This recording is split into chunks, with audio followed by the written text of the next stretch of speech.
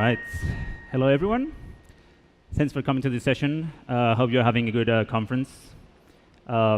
Before we begin, we'll be sharing a lot of links, but don't worry, you'll find them on the YouTube page whenever the recording goes up.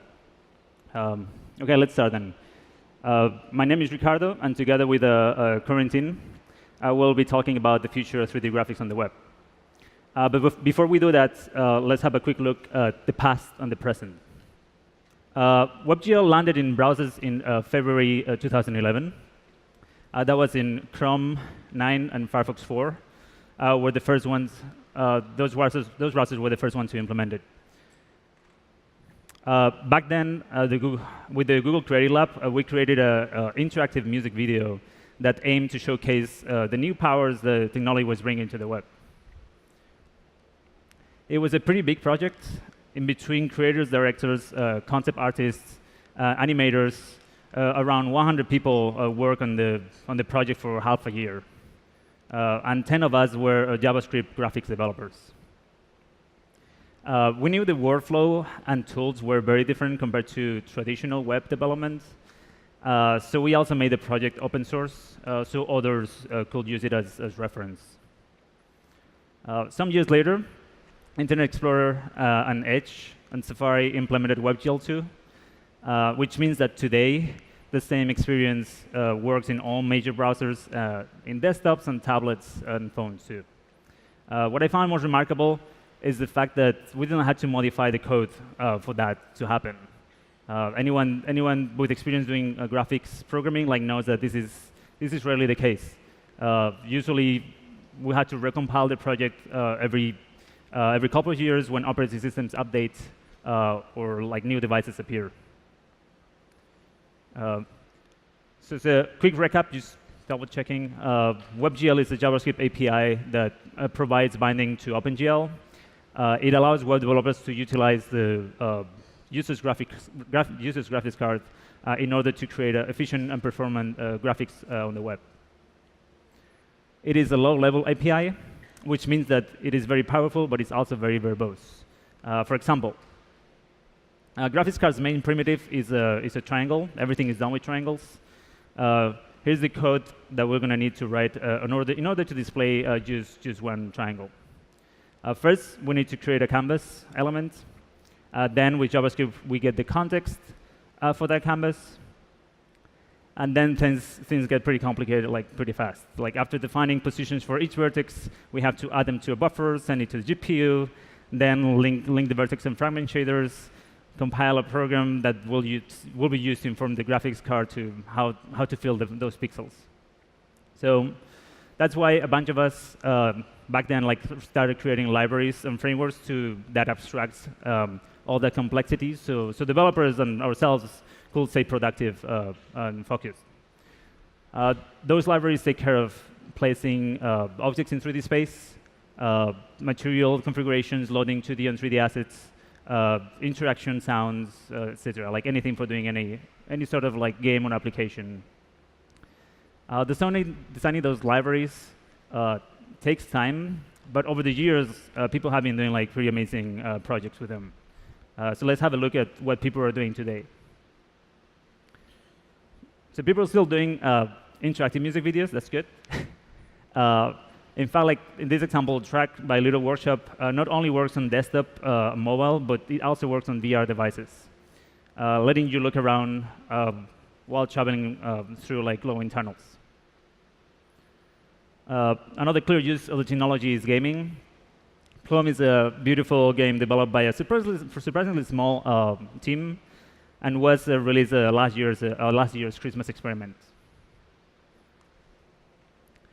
Another one is web experiences.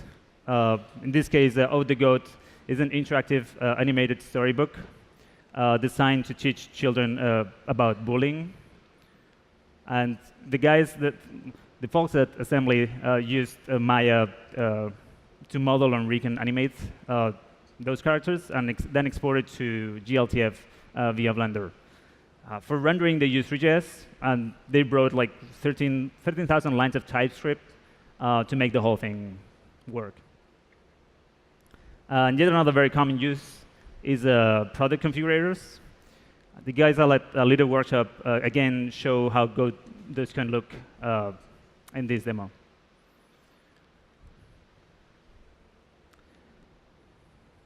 Click. But those use cases do not end there. Like people are doing like data visualizations, enhancing newspaper articles, virtual tours, documentaries, movie promotions, and more. Like you can check the three.js website and the Babylon.js website to see more of those examples. However, we don't want to end up like in a world where the only HTML elements in your page is just a canvas tag and a script tag. Instead, we must find like ways of combining WebGL and HTML. So the good news is that lately we have been like seeing more and more projects and examples of web designers utilizing bits of WebGL to enhance their HTML pages. Here's a site that welcomes the user with a beautiful immersive image. We're able to interact with the 3D scene by moving the mouse around the image. But after scrolling the page, then we reach like traditional static layout with all the information about the product as traditional websites usually look like. The personal portfolio of Bertrand Candace shows a set of div elements affecting dynamic background. It's a little bit dark, but with JavaScript we can figure out the position of those div elements. And then we can use that information to affect the physical simulation that happens on the 3D scene on the background. But like for underpowered devices, we can just replace that WebGL scene with just static image, and the website's still functional. Another interesting trend we have been seeing is the websites that use distortion effects. The website for Japanese director Tao Tajima has a very impressive use of them.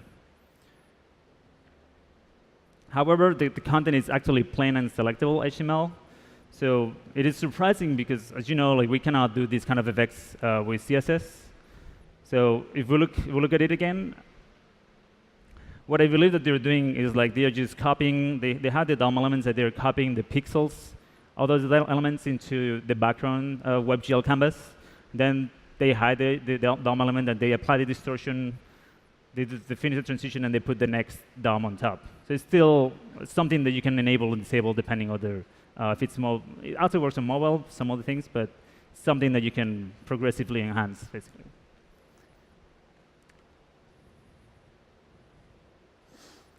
One more example. This site applies the distortion effect on top of the HTML, basically making the layout like truly fluid. Then again, like this is something surprising because it wouldn't be possible with CSS. So I think those are all great examples of the kind of results you can get by mixing HTML and WebGL.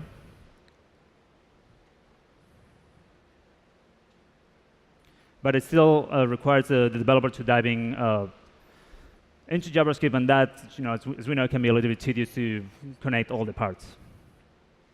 If you're more used to React, this new library by Paul Henschel can be a great option for you. React 3 Fibre mixes React concepts on top of 3.js abstraction. So like here's the code that for the animation that we just saw. Notice how the previously defined effect and content components are easily composed into the canvas. It makes the code much more reusable and easy to maintain. However, I think that we can still make even simpler. Enter web components. I believe web components will allow us to finally bring all the power of WebGL right into the HTML layer. We can now encapsulate all those effects in composable custom elements and hide all the code complexity. So, for example, here's another project that we did for the WebGL launch 8 years ago. It was kind of a globe platform. It was like a project that allowed JavaScript developers to visualize different data sets on top of a globe. You will have the library, you will have your data, and then you will have to create use different magnitudes of different parts of the data to display it. But even if we tried to hide the WebGL code, developers still had to write custom JavaScript for loading the data and configure the globe and append it to the DOM. And the worst part was like developers will still have to handle the positioning of the DOM object and the resizing, and it was just difficult to like mix it with like a normal HTML page. So today, with web components, we can simplify all that code with just those 2 lines. The developer only has to include the JavaScript library on their website, and a powerful custom element is now available to place whenever they need in the DOM. Not only that, but at that point, like duplicating a line, by duplicating the line, they just can have like multiple globes. Before they will have to duplicate all the code, and it will be again harder to like more code to read and parse. A component that is already ready to use. The previous one is not ready yet. This one, model viewer, is already ready. And for this one, basically, we wanted to do that. The problem is that displaying 3D models on the web is still pretty hard. So we really wanted to make it just as simple as like embedding like an image on your page, like as simple as adding like an image tag. So that's the main goal. For this one, again, the developer only has to include a JavaScript library. And then like a powerful custom element is ready to display like any 3D models. We're using the GLTF open standard. An important feature of HTML tags is accessibility. For low vision and blind users, we're trying to inform them on both the 3D model, or like what the 3D model is, and also orientation of the model. Here you can see that the view angle is being communicated verbally to the user, so they can be oriented with what's going on. And also, it prompts for how to control the model with keyboard and an AC exit back to the rest of the page. The model viewer also supports AR, like augmented reality. And this, you can see how it's also already being used on the NASA website. So just by adding the AR attributes, it's going to show an icon, and it's going to be able to launch the AR viewer for both on Android and iOS. For iOS, you had to include the USDC file. And lastly, while building the component, we realized that depending on the device, you can only have up to 8 WebGL contexts at once. So if you create a new one, the first one disappears. It is actually like a well-known limitation of WebGL. It is also good practice to only have one context for keeping memory in one place. The best solution that we found for this was creating a single WebGL context off screen, so like it's hidden, and then we use that one to render all the model viewer elements on the page. We also like utilize the intercent observer to make sure that we are not rendering objects that are not in view, and also resize observer to whenever detecting if the developer is modifying the size, we re-render if we have to. But we all know how the web is. Sooner than later, someone will want to display hundreds of those components at once, and that is great. We want to allow for that, but for that, we'll need to make sure that the underlying APIs are as efficient as possible. So for that, now Corentin is going to share with us what's coming up in the future. All right, thank you. OK, thank you, Ricardo. This was an amazing display of what's possible on the web using GPUs today. So now I'll give a sneak peek of what's coming up next in the future, where you'll be able to extract even more computational power from GPUs on the web.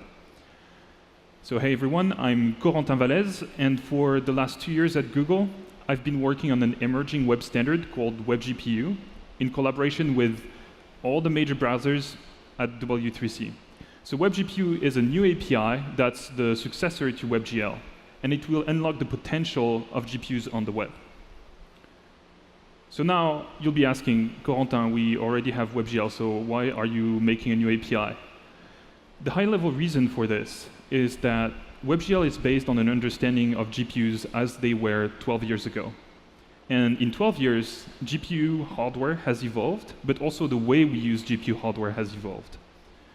So there is a new generation of GPU APIs in native, for example, Vulkan, that help do more with GPUs. And WebGPU is built to close the gap with what's possible in native today. So it will improve what's possible on the web for game developers, but not only, it will also improve what you can do in visualization, in heavy design applications, for machine learning practitioners, and much more. So for the rest of the session, I'll be going through specific advantages or things that WebGPU improves over WebGL and show how it will help build better experiences.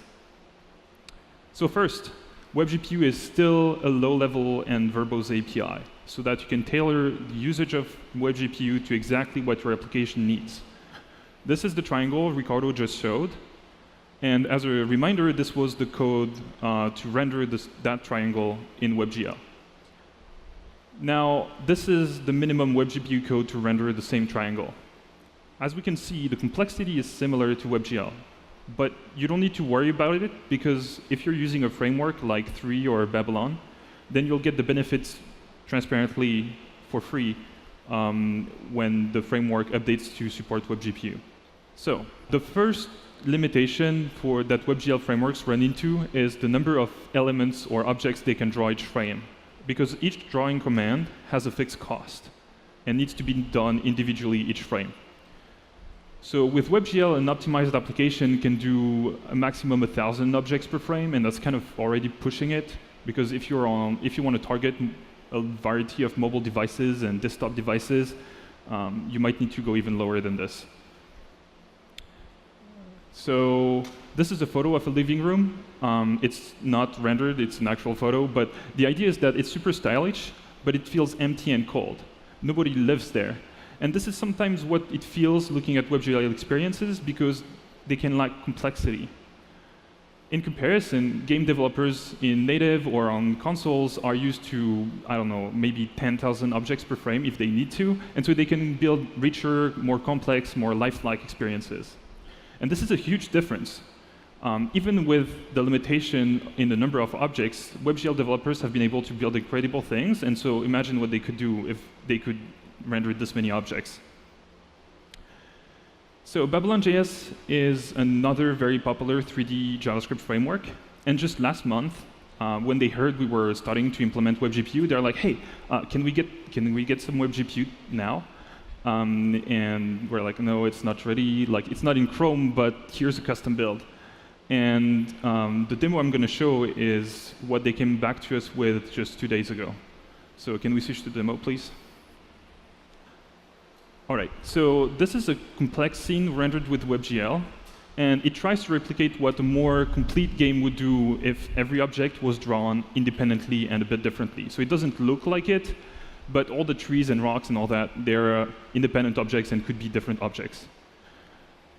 So in the corner, in the top right corner, there's the performance numbers, and we can see that as we zoom out and we see more objects, the performance starts dropping heavily. And that's because of the relatively high fixed cost of drawing each object, of sending the command to draw each object. And so the bottleneck here is not the power of the GPU on this machine or anything like that. It's just JavaScript iterating through every object and sending the command. Now let's look at an initial version of the same demo in WebGPU, and keep in mind this was done in just 2 weeks. So as the scene zooms out, we can see that the performance stays exactly the same, even if there's more objects to draw. And what's more, we can see that the CPU time of JavaScript is basically nothing. So we are able to use more of the GPU's power because we're not bottlenecked on JavaScript. And we also have more time on the CPU to run our application's logic. So let's go back to the slides. What we have seen is that for this specific and early demo, WebGPU is able to submit 3 times more drawing commands than WebGL and leaves room for your application's logic. A major new version of Babylon.js, Babylon.js 4.0, was released just last week. And now, today, the Babylon.js developers are so excited about WebGPU that they're going to implement full support for WebGPU, for the initial version of WebGPU in the next version of Babylon.js, Babylon.js 4.1. But WebGPU is not just about drawing more complex scenes with more objects. A common operation done on GPUs are, say, post-processing image filters. For example, depth of field simulation. We see this all the time in cinema and photography. For example, this photo of the fish, we can see the fish is in focus while the background is out of focus, and this is really important because it gives the feeling that the fish is lost in a giant environment. So this type of effect is important in all kinds of rendering, so we can get a better cinematic experience. But it's also used in other places, like camera applications. And of course, this is one type of post-processing filter, but there's many other cases of post-processing filters, like, I don't know, color grading, image sharpening, a bunch more. And all of them can be accelerated using the GPU. So for example, the image on the left could be the background behind the fish before we apply the depth of field. And on the right, we see the resulting color of the pixel.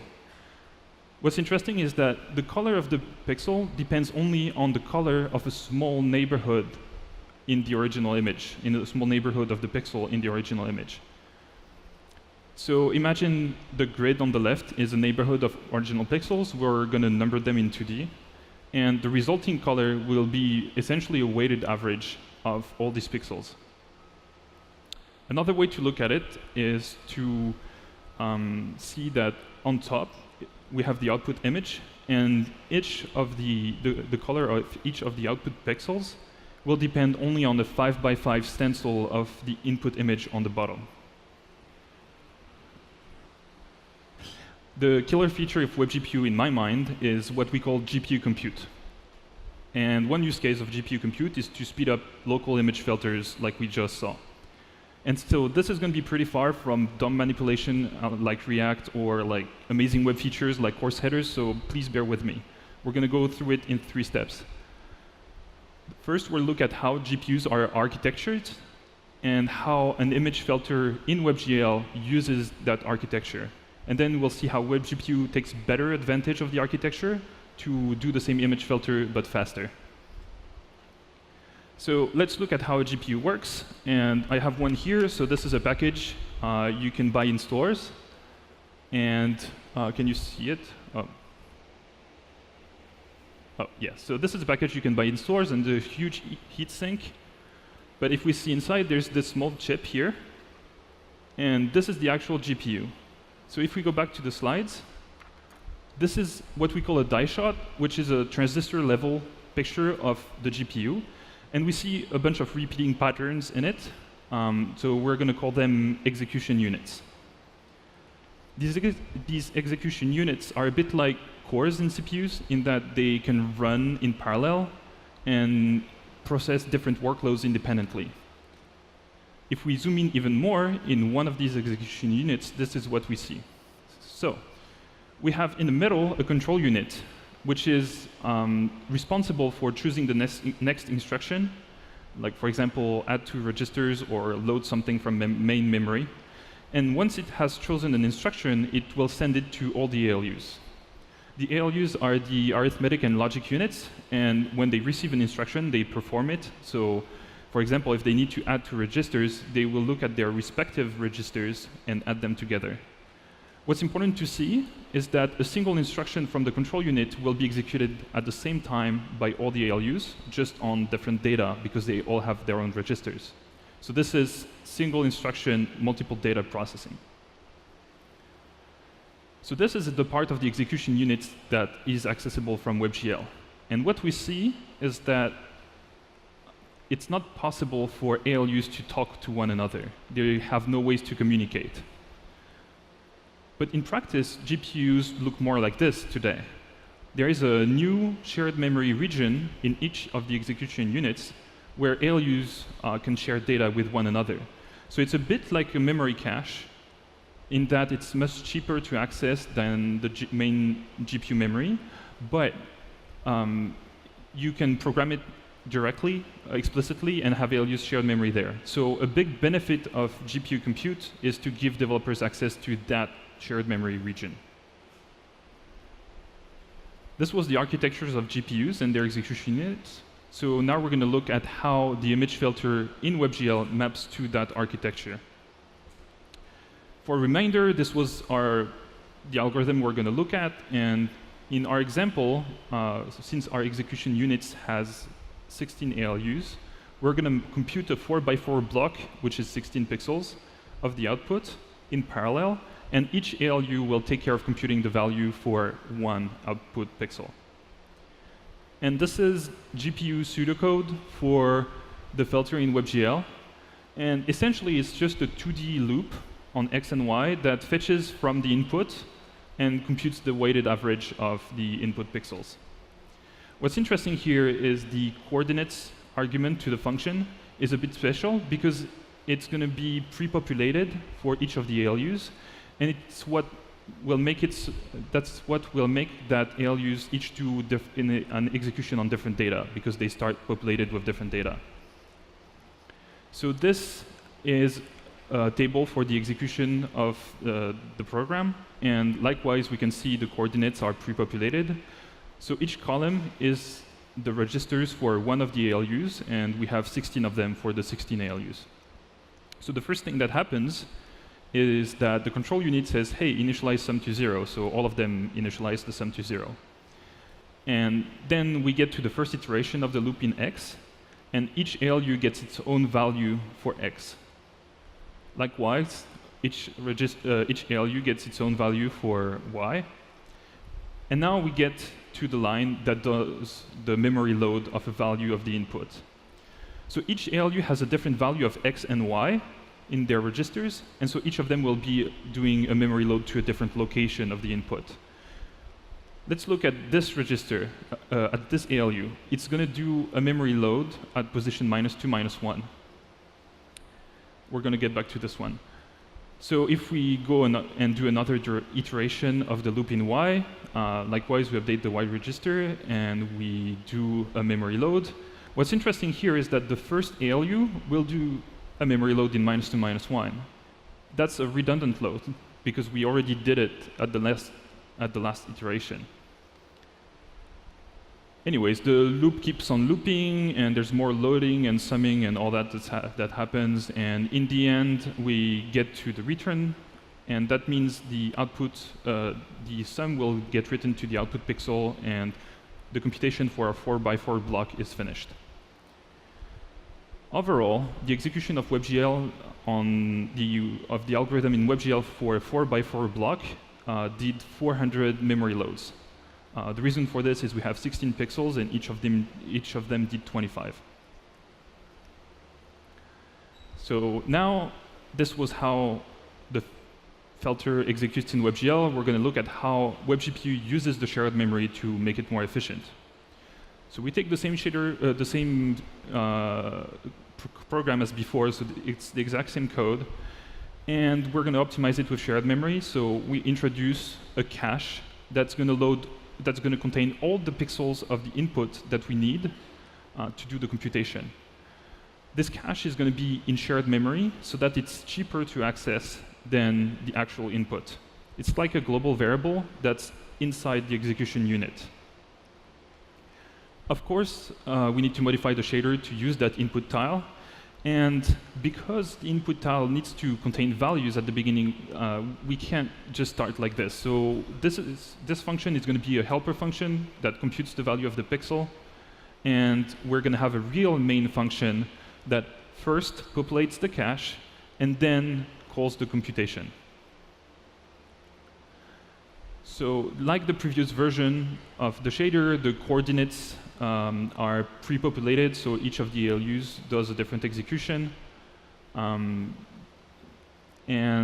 then all the ALUs work together to populate the cache. And there's a bunch of loops and whatnots there, but it's not really important, so I'll spare you this. What's interesting to see is that only 64 pixels of the input are loaded and put it in the cache. There is no redundant memory loads. Then we go to the main computation of the value. And likewise, this is very similar to what happened before. But on this line, the memory load is now from the shared memory instead of the main memory. And this is cheaper. So overall, thanks to the caching of a tile of the input, the WebGPU version didn't do any redundant main memory load. So for a 4x4 block, it did 64 memory loads. And like we saw before, WebGL had to do 400. So this looks very, very biased in favor of WebGPU, but in practice, things are a bit more mixed, because WebGPU didn't do main memory loads, but it did a bunch of shared memory loads, and it's still not free. And also, WebGL is a bit more efficient than this, because GPUs have a memory cache hierarchy, and so some of these memory loads will have hit the cache that's inside the execution unit. But the point being, overall, WebGPU will be more efficient because we explicitly are able to cache input data. So the code we just talked about, in the graphics world, it's called an image filter. But if we look at the machine learning world, it's called a convolution operator. All the optimizations we talked about, they also apply to convolutional neural networks, also known as CNNs. So the basic ideas for CNNs were introduced in the late 80s, but back then it was just too expensive to train and run the models to produce the results we have today. The ML boom of the last decade became possible because CNNs and other types of models could run efficiently on GPUs, in part thanks to the optimization we just saw. So we are confident that machine learning web frameworks such as Tensorflow.js will be able to take advantage of GPUs to significantly improve the speed of their algorithms. Finally, algorithms can be really difficult to write on GPUs in WebGL, and sometimes they're just not possible to write at all. The problem is that in WebGL, where the output of computation goes is really, really constrained. On the other hand, GPU compute that WebGPU has is much more flexible because each ALU can read and write memory at any place in the GPU memory. This unlocks a whole new class of GPU algorithms, from physics and particle-based fluid simulation like we see here, to parallel sorting on the GPU, mesh skinning, and many more algorithms that can be offloaded from JavaScript to the GPU. So, to summarize, the key benefits of WebGPU are that you can have increasing complexity for just better and more engaging experiences, and this is what we have seen with Babylon.js. It provides performance improvements for scientific computing, like machine learning, and it unlocks a whole new class of algorithms that you can offload from JS CPU time to run on the GPU in parallel. So now, you're like, hey, I want to try this API. You're in luck. The WebGPU is a group effort, and everyone is on board. Chrome, Firefox, Edge, Safari, they're all starting to implement the API. Today, we're making an initial version of WebGPU available on Chrome Canary on macOS, and other operating systems will follow shortly. To try it, you just need to download Chrome Canary on macOS and enable the experimental flag unsafe WebGPU. And again, this is an unsafe flag, so please don't browse the internet with it for your daily browsing. More information about WebGPU is available on webgpu.io. So there's the status of implementations. There's a link to some samples and demos, a link to a forum where you can discuss WebGPUs, and we're going to add more stuff to this with articles to get started and all that. What we'd love is for you to try the API and give us feedback on what the pain points are, what you'd like the thing to do for you, but also what's going great and what you like about it. So thank you everyone for coming to this session. Ricardo and I will be at the Web Sandbox for the next hour or so if you want to discuss more. Thank you.